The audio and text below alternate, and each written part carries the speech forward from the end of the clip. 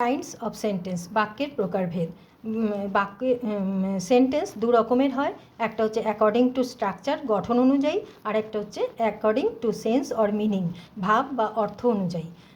According to structure, গঠন অনুযায়ী sentence তিন রকমের হয়, একটা হচ্ছে সিম্পল সেন্টেন্স, সাধারণ বাক্য, কমপ্লেক্স সেন্টেন্স, জটিল বাক্য, এবং কম্পাউন্ড সেন্টেন্স, যার মধ্যে দুটো সেন্টেন্স থাকে, তাকে অ্যান্ড, বাট, ইফ এইসব দিয়ে যোগ করা হয়, তাকে বলা হয় কম্পাউন্ড সেন্টেন্স।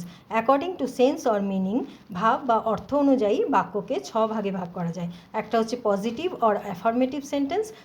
পজিটিভ সেন্টেন্স কাকে বলে? যে সেন্টেন্সের মধ্যে কোনো প্রশ্ন করা হয় না বা কোনো নেগেটিভ কথা থাকে না, যেমন নো, নট, এই ধরনের কোনো কথা থাকে না, তাকে বলা হয় অ্যাফার্মেটিভ বা পজিটিভ সেন্টেন্স বা হ্যাঁবাচক সব বাক্য।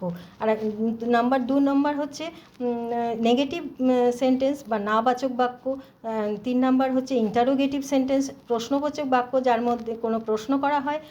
4 নাম্বার হচ্ছে নেগেটিভ ইন্টারোগেটিভ সেন্টেন্স, যার মধ্যে প্রশ্ন করা হয় এবং সেই বাক্যটি নাবাচক বাক্যও হয়।